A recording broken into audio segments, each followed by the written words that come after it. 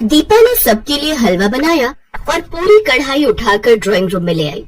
उसके सास ससुर को थोड़ा अजीब तो लगा, पर उस समय उन्होंने सोचा कि शायद नई नई बहू है तो घबराहट में उसने ऐसा किया होगा। अरे दीपा भाभी, आप तो हलवे की पूरी कढ़ाई उठा कर ले आए। कोई बात नहीं मेघा, चलो तुम भी हलवा परोसने में भाभी की मदद करो। कोई नहीं जानता था कि रसोई के बर्तन इधर उधर रखना और सारा खाना रसोई से लेकर घर में भी फैला देना, ये दीपा और उसके पूरे परिवार की आदत थी। ये तो जब दीपा ससुराल में रहने लगी तब सबको उसकी इस आदत का पता चला। दीपा, तुम रसोई के सारे बर्तन खाना बनाने के बाद बाहर क्यों ले आती हो? आज तुमने दाल चावल बनाए तो पूरा कुकर और कढ़ाई बाहर आंगन में रख दी, ऐसे थोड़ी होता है। तो इसमें क्या बुराई है? बार बार रसोई में जाने से अच्छा है एक ही बार में सारे बर्तन बाहर रख दो।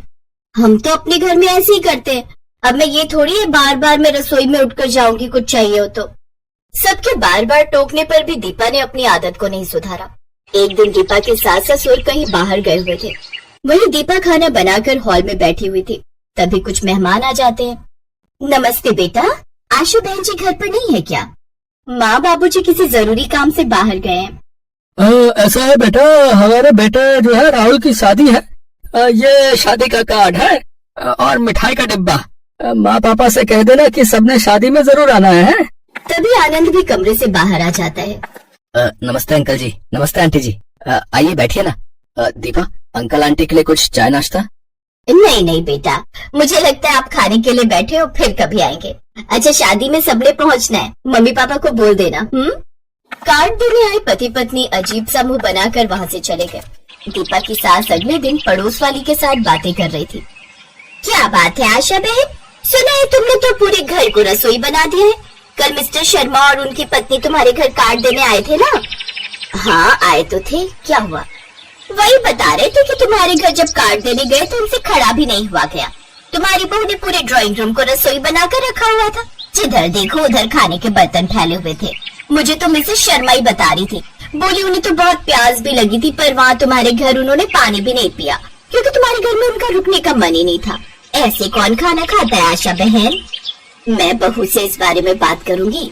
अच्छा मैं चलती हूँ। दीपा की सास गुस्से से भरी हुई थी।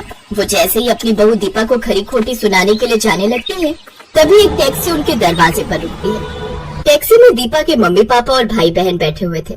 दीपा का मायका दूसरे शहर में था, इसलिए शादी के बाद उसके मायके वाले उसे मिलने और कुछ दिन उसके पास रहने आए थे।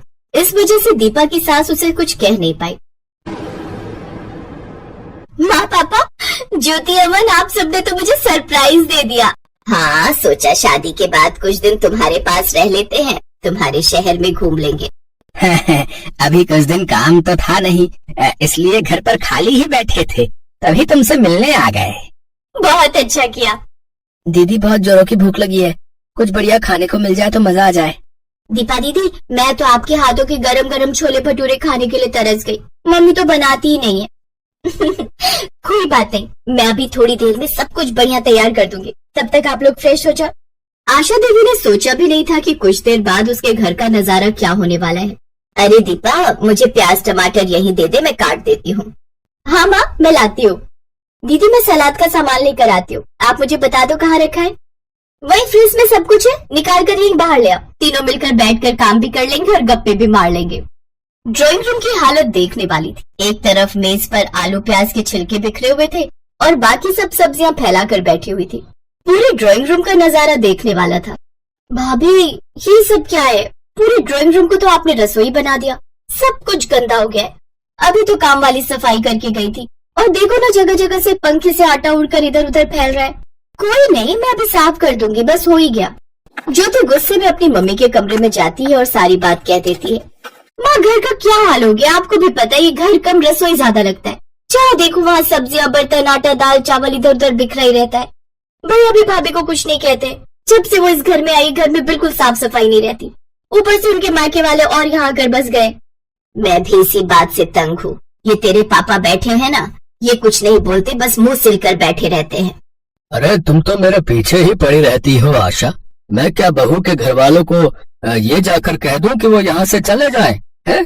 तुम भी कैसी बातें करती हो। थोड़े दिन की बात है, संभाल लो। जब वो चले जाएंगे तब हम बहू से बात करेंगे। एक दिन दीपा रसोई में खिचड़ी बना रही थी। उसने खिचड़ी बनाई और गरम गरम कुकर लाकर ड्राइंग रूम में रख दिया और अंदर बर्तन लेने के लिए चली गई। तभी दीपा की सास अलमारी से कुछ सामान निकालने आई। उस समय ड्राइंग रूम में कोई नहीं था, बस दीपा की सास आशा ही थी। अचानक कुकर फट गया। आशा को अस्पताल लेकर जाते हैं। घबराने की कोई बात नहीं है, मैंने आशा जी के हाथ पर दवाई लगा दी है, कुछ दिनों में आराम आ जाएगा। ये सब दीपा भाभी और इनके मायके वालों के कारण हुआ है। अगर इनमें जरा सी भी समझ होती तो ये इस तरह से लापरवाही ना करती। आज अगर माँ को कुछ हो जाता ना तो बस मैं तो इनसे बिल्कुल रिश्ता तोड़ देती। सबका मूड खराब था क्योंकि जो भी हुआ था बहुत गलत हुआ था। दीपा और उसके मायके वाले भी थोड़े घबराए हुए थे। उन्हें डर था कि कहीं वो दीपा के साथ कुछ गलत न करे। दीपा के मम्मी पापा और दीपा बहुत शर्मिंदा थे।